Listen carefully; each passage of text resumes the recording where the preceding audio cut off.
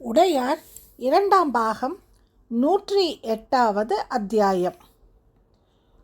ஏன் அம்புகள் தயாரிப்பதில்லை? கேட்பதில்லை. அறவே நிறுத்திவிட்டீர்களா? வேடுவர்களுக்கு மட்டும் 100-150 அம்புகள் தருகின்றோம். படை வீரர்கள் எவரும் வாங்குவதே இல்லையா? படையெடுப்பே இல்லை. எங்கிருந்து படை வீரர்கள் வாங்குவார்கள்? தஞ்சைக்கு அத்தனை மறவர்களும் திரும்பிவிட்டார்களா? இல்லையே. வெளியூரில் இருக்கின்ற மறவர்களுக்கு ஆயுதம் போக வேண்டாமா? ஆங்காங்கே கருமாறர்களை வைத்து தயார் செய்து கொள்கின்றார்கள் என்று கேள்விப்பட்டோம். அம்புகளுக்கு இங்கு வந்துதான் ஆக வேண்டும். ஆனால் அம்புகள் வைத்து செய்கின்ற யுத்தம் எதுவும் இல்லை என்றும் எங்களுக்கு தெரிய வந்தது. ஆமாம், இப்போதைக்கு அவ்விதம் எதுவும் இல்லை. ஆனால் இனிமே இருக்கும். அம்புகள் செய்வதை மறந்து விடாதீர்கள். இல்லை, அதிகம் அம்புகள் செய்து சேர்த்து வைத்தால் ஈரம் பட்டு உளுத்து போய்விடக்கூடும்.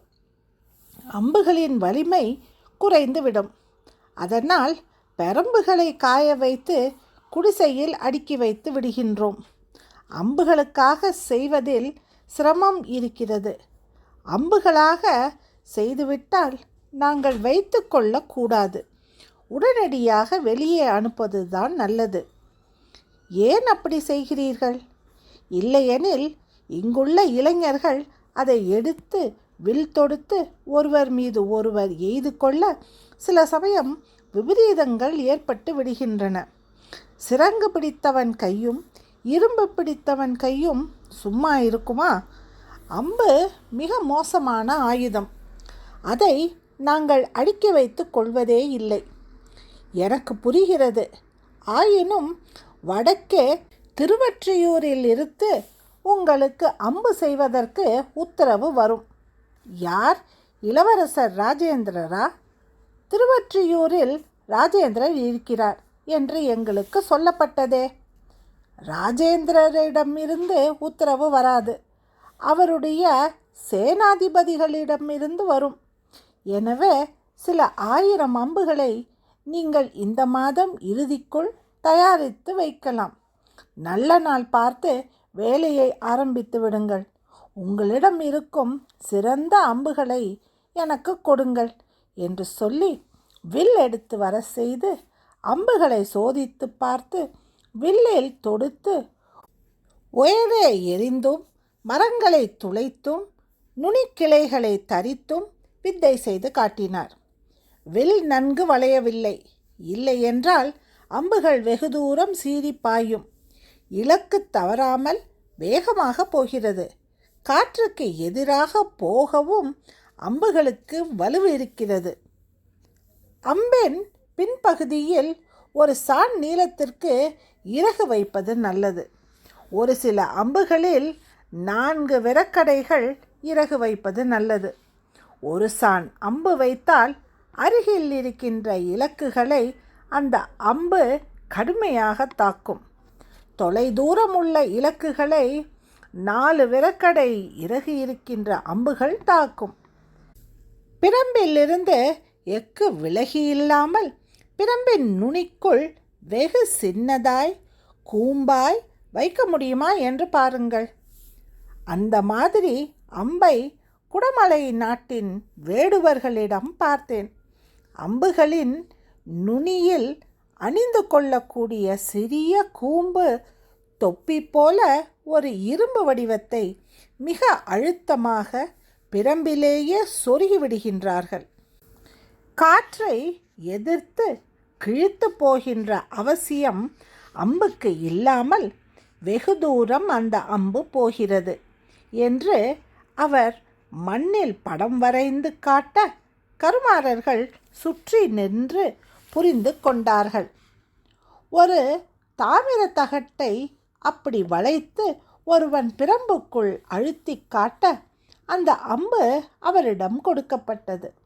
அதை அவர் வளைத்து இழுக்க அம்பு வெகு தூரம் போய் காவேரி நீரில் விழுந்தது.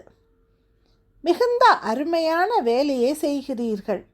சொன்னவுடன் புரிந்து கொள்கின்றீர்கள். குழந்தை கருமாறர்கள் பற்றிய பெருமை வெகு தூரம் பரவி இருக்கிறது. கீழை சாளுக்கிய தேசத்தில் உங்கள் ஆயுதங்களை வாங்கி பார்க்காத வீரர்களே இல்லை. எப்படி தயாரிக்கின்றார்கள் என்று பல்வேறு விதமாக கேள்விகள் கேட்கின்றார்கள். எல்லா புகழும் குழந்தை கருமாறர்களுக்கு சேர்ந்தது. இளவரசர் ராஜேந்திரர் வாயார சொல்ல அவர்கள் எல்லோரும் முகம் மலர்ந்தார்கள். இளவரசருக்கு எங்கள் அன்பை சொல்லுங்கள். நீங்கள் எப்பொழுது திருவொற்றியூர் போவீர்கள் என்று கேட்டார்கள். இப்பொழுதுதான் பழையாறையை நோக்கி போய்கொண்டிருக்கின்றேன். பிறகு தஞ்சையை நோக்கி பயணம். தஞ்சையில் சிறிது நாள் தங்கி பிற்பாடு திருவொற்றியூர் செல்வேன். போகும் பொழுதும் உங்களை பார்க்கின்றேன். அதற்குள் 1000 அம்புகள் நான் சொன்ன விதமாக தயாரித்து விட முடியுமா என்று கேட்க, நிச்சயம் முடியும் என்று அவர்கள் வாக்கு கொடுத்தார்கள். நீங்கள் யார் என்று சொல்லவில்லையே. ஒரு இளைஞன் அவரை பார்த்து கேள்வி கேட்டான். நான் ஒரு சேனாதிபதி. உங்கள் பெயர் என்ன? அது ஒன்றும் முக்கியமில்லை. நான் பெரிய ஆள் இல்லை. ஆயுதங்களை உற்று பார்த்து வாங்குவதற்கு எனக்கு கட்டளையிடப்பட்டிருக்கிறது. ஆயுதங்கள் வாங்க வேண்டும் என்றுதான் என்னை இளவரசர் இந்த பக்கம் அனுப்பியிருக்கிறார். இவர்களுக்கு ஏதாவது முன்பணம் கொடுங்கள் என்று வீரர்களை பார்த்து சொல்ல ஒரு பை நிறைய பொற்கழங்கள் கொடுக்கப்பட்டன. அடடா, இவ்வளவு காசு எதற்கு? 1000 அம்புகளுக்கு மேல் காசு கொடுக்கின்றீர்களே. 1000 அம்புகளோடு நின்றுவிடாது, அதற்கு மேலும் தேவைப்படும். எனவே பொற்காசுகளை கணக்கில் வைத்து கொள்ளுங்கள். பிற்பாடு அழகாக தீர்த்து கொள்ளலாம். அவர் கட்டளையிட்டு குதிரை ஏறினார். உங்கள் பெயரை சொல்லாமலேயே போகின்றீர்களே, அப்படி என்ன ரகசியமான பெயரா? அவர் பெயர் உங்களுக்கு தெரிந்தாக வேண்டுமா? சேரியின் விளிம்பிலிருந்து ஒரு குரல் கேட்டது. அதிகாரிச்சி வனமுடையாள் குதிரையின் மீது உட்கார்ந்திருந்தாள்.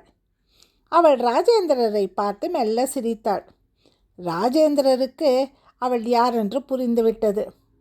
நீங்கள் பேசிக்கொண்டிருப்பது எவரும் இல்லை, சோழ தேசத்தின் எதிர்கால நம்பிக்கை நட்சத்திரம், விடிவிளக்கு, உதயசூரியன், சோழ பேரரசை கங்கை வரை பரப்பப் போகின்ற மாமன்னர், நாளைய சோழ தேசத்தின் சக்கரவர்த்தி, இன்றைய சோழ தேசத்தின் இளவரசர் ராஜேந்திரர் என்று உரக்க சொல்ல வீரர்கள் எழுந்து நின்றார்கள்.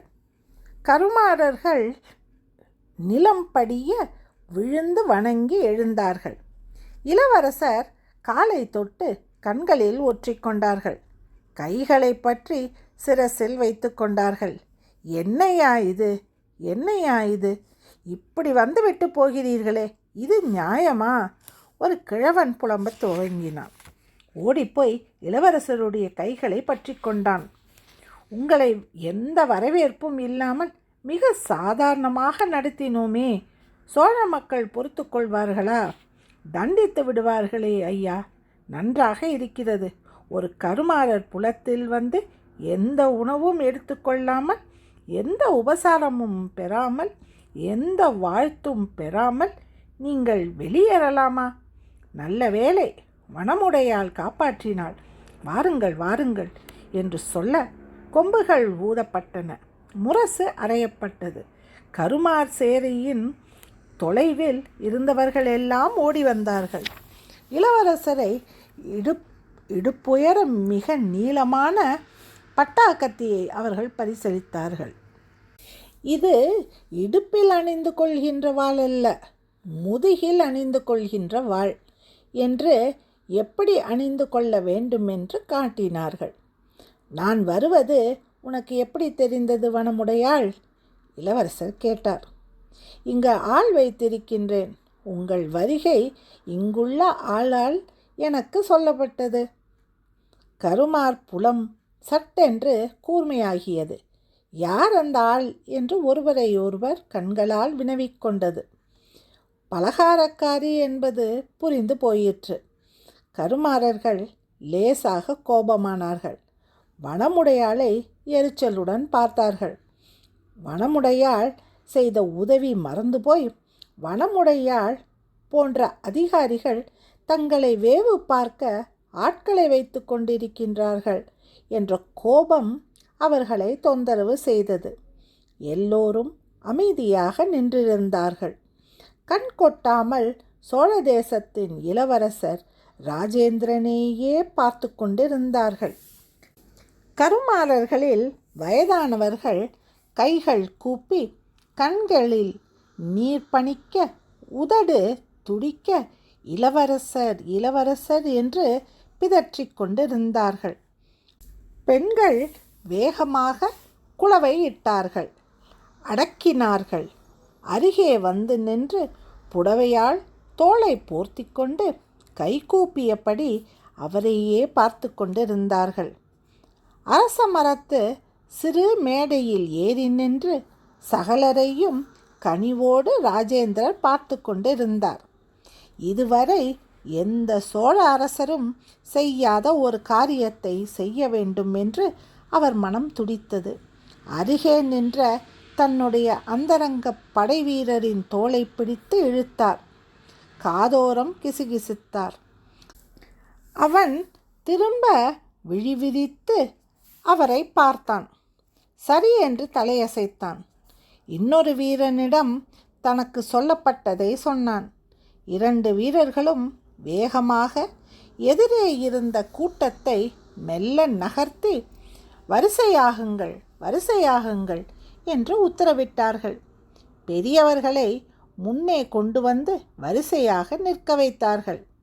வாலிபர்களை அதற்கு பிறகு நிற்க சொன்னார்கள்.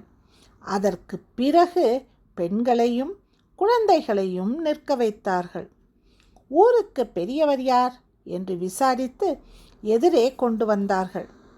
கருமார் கிராமத்தில் உள்ள காளி கோயிலிருந்து பூசாரி ஓடி வந்தார். அவர் கையில் மிகப்பெரிய மல்லி மாலை இருந்தது. செண்பக மொட்டுகளால் செய்த வட்டம் இருந்தது. காளியினுடைய நெற்றியிலேயே சாத்திய மஞ்சளும் குங்குமமும் இருந்தன. அதனை எடுத்துக்கொண்டு ஓடிவர பூசாரியின் கையில் இருந்த பிரசாதங்கள் பெரியவரிடம் மாறின. பெரியவர் மாலையை ராஜேந்திரனின் கழுத்தில் போட்டார். செம்பக வட்டத்தை ராஜேந்திரரின் வலது கையில் வளையல் போல் மாட்டினார். மஞ்சளை எடுத்து நெற்றியில் பொட்டாக இட்டு மார்பில் தடவினார். குங்குமம் இட்டார். பூசாரி உடுக்கையை வேகமாக முழங்கினான். கையில் இருந்த விபூதியை பிடியெடுத்து இடமும் வலமுமாக சுற்றி பூ என்று முழு பலத்தோடு ராஜேந்திரரின் தலைக்கு மேல் ஊதினான். கையில் இருந்த விபூதியை நாலாபுறமும் வீசினான். ராஜேந்திரரை சுற்றியுள்ள பேய்களெல்லாம் ஓடிவிட வேண்டும் என்று மீண்டும் வேகமாக உடுக்கு அடித்தான். அவர் மீது பட்ட திருஷ்டியெல்லாம் போக வேண்டும் என்று சொல்லி சொல்லி உதட்டுக்கு அடித்தான். மறுபடியும் பெண்கள் குளவை இட்டார்கள். மெல்ல பூசாரியை வீரர்கள் விளக்க ராஜேந்திரர் மேடையை விட்டு கீழே இறங்கினார். எதிரே நின்ற பெரியவரை கைகள் விரித்து ஆற தழுவிக்கொண்டார். இறுகி அணைத்து கொண்டார். ஜனங்கள் ஒரு சின்ன பயத்தில் கலவரத்தில் கத்தினார்கள். எந்த அரசனும் கருமாறரை இப்படி இறுக்கி அணைத்து கொள்வதில்லை. கருமாறர்கள் 4வது வர்ணம். அவர்களிடம் நெருங்கி நின்று பேசுவதில்லை. ஒரு கோல் தூரத்தில் நிற்க வைத்துதான் பேச வேண்டும் என்று சட்டம் இருக்கிறது. அந்தணர்கள் அப்படித்தான் பேசுவார்கள். அந்தணர்கள் அப்படி பேசுவதால் சத்திரியர்களும் வைஷ்யர்களும் அப்படியேதான் பேசிக்கொண்டிருந்தார்கள். ஆனால் இப்பொழுதுதான் ஒரு அரச குடும்பத்தை சேர்ந்த பெரிய மனிதர் வந்து நின்று ஆற கருமாறரை தழுவிக்கொள்கின்றார். இருக்க அணைக்கப்பட்ட பெரியவர் திகைத்து போய் பயந்து போய் கூப்பிய கை பிரிக்காமல் இளவரசரையே பார்த்து கொண்டிருந்தார். இளவரசர் அடுத்த ஆள் நோக்கி நகர்ந்தார். அவரையும் தழுவிக்கொண்டார். இன்னும் நகர்ந்தார். மூன்றாவது ஆளையும் தழுவிக்கொண்டார். ஒவ்வொரு ஆளாக தொட்டு தடவி தழுவிக்கொண்டு அவர்கள் சிலரின் கைகளை கண்களில் ஒற்றிக்கொண்டு, சிலர் கன்னத்தை வருடி, சிலர் தலையை கலைத்து சந்தோஷமாக எல்லோரிடமும் சின்ன சின்ன உரையாடல்களை நிகழ்த்தியபடியே போனார். பெண்களின் விரல்களை பிடித்து கண்ணில் ஒற்றிக்கொண்டார். இளம் பெண்களின் மூக்கை நிமிண்டினார். காதை திருகினார். பருவத்திற்கு வராத சிறிய பெண் குழந்தைகளை அணைத்து கொண்டார். உன் பெயர் என்ன என்று கேட்டார். எப்பொழுது கல்யாணம் என்று விசாரித்தார். அவர்கள் வெட்கப்பட கேலி செய்தார். கூட்டம் பெரியதாய் சிரிக்க அவர்கள் தலையை தடவி ஆசீர்வாதம் செய்தார். கிழவிகளுக்கும் சிறுவர்களுக்கும் இதே விதமான மரியாதை நடந்தது. கிட்டத்தட்ட 100 பேருக்கு மேல் கொண்ட அந்த கிராமத்தினுடைய மக்கள் அனைவரோடும் அவர் நெருங்கி நின்றார். எல்லோரும் வட்டமாய் வளைத்து கொள்ள அந்த கிராமத்தை சுற்றி மெல்ல நடந்தார். ஏன் கிராமம் இவ்வளவு நசநசப்பாய் இருக்கிறது? இல்லை, இது இரும்பு காய்ச்சி அனைத்த தண்ணீர். இந்த நீர் ஓடுவதற்கு சரியான வழி இல்லையா? இருக்கிறது. அந்த வழியை தூரெடுத்து சரி செய்ய வேண்டும். ஏன் சரி செய்யவில்லை? இந்த வேலையே சரியாக இருக்கிறது. கிராமத்தை கவனிக்க பொழுது எங்களுக்கு இல்லை. உங்களில் 3 பேர் வருடா வருடம் தேர்ந்தெடுக்கப்பட்டு கிராமத்தின் மேன்மையை கவனிக்கும்படியாக விட்டுவிடக்கூடாதா? எல்லோரும் இரும்பு வேலைதான் செய்தாக வேண்டுமா? ஐயா, பெண்கள் உட்பட இரும்பு வேலை செய்தாலொழிய, குழந்தைகள் உட்பட உலையில் உட்கார்ந்தாலொழிய நீங்கள் கேட்கின்ற அம்புகளும் வாட்களும் செய்யவே முடியாது. இங்குள்ள ஆட்கள் தொகையை வைத்துக்கொண்டு ஆயிரக்கணக்கில் லட்சக்கணக்கில் நாங்கள் ஆயுதங்கள் செய்திருக்கின்றோம். ஒரு நாள் கூட ஓய்வில்லாமல் உழைத்திருக்கின்றோம். நீங்கள் ஜெயித்த போர்க்களத்திலிருந்து எதிரிகளுடைய வாட்களும் கேடயங்களும் இரும்பு இலச்சனையும் பொருத்திய பட்டயங்களையும் இதோ இங்கு கொண்டு வந்து குவித்திருக்கின்றோம். இவைகள் துருப்பிடிப்பதற்கு முன்பு உருக்கி மறுபடியும் நம் தேசத்து வாட்களாக, நம் தேசத்து முத்திரை பட்டயங்களாக செய்யப்பட வேண்டும். பழைய இரும்புகளை மட்டும் உருக்கினால் கலவை கெட்டியாக இருக்கும். எங்களில் 20 பேர் புதிய உருக்கு தேடி போயிருக்கின்றார்கள். வண்டி வண்டியாய் புதிய உருக்கு சலித்து கொண்டு வருவார்கள். அந்த உருக்கும் போட்டால்தான் நல்ல ஆயுதங்கள் செய்ய முடியும். அவர்கள் படுகின்ற கஷ்டம் சாதாரணமானதல்ல. அந்த தாது லோகம் வராது போனால் புதிய உருக்கு செய்யவே முடியாது. உடம்பெல்லாம் கரியாக, மண்ணாக, விரலெல்லாம் அழுக்காக பிசாசு போல வந்து நிற்கின்றவர்கள் பாடு மிகவும் வேதனையானது. அவர்களுக்கு எந்த சலுகையும் நாங்கள் கொடுப்பதில்லை, அரசாங்கமும் செய்வதில்லை. யாரிடம் இதை சொல்வது என்று தெரியவில்லை. நீங்கள் வந்து கட்டி தழுவி கொண்டதால் எங்களை மீறி உங்களிடம் பேசுகின்றோம். சில வாலிபர்கள் மாறி மாறி பேசினார்கள். இப்படி இருக்கையில் எங்களுடைய வீட்டை பராமரிப்பதும் கவனித்து கொள்வதும் எப்படி நடக்கும்? ஒரு 10-15 நாள் மழை பெய்யும், பிறகெல்லாம் வெயில்தான் என்பதால் இந்த வீடுகள் தாக்கு பிடிக்கின்றன. மழை நாளில் காளி கோயிலில் போய் ஒண்டிக் கொள்கின்றோமே தவிர இங்கு உட்காரவே முடியாது என்று சொன்னார்கள். மறுபடியும் இதுவரை எந்த அரசனும் செய்யாத ஒரு காரியத்தை இளவரசர் செய்தார். சட்டென்று ஒரு குடிசைக்குள் போய் நின்றார். கூட்டம் திகைத்தது. ஆ என்று கத்தியது. 108வது அத்தியாயம் முடிவடைந்தது.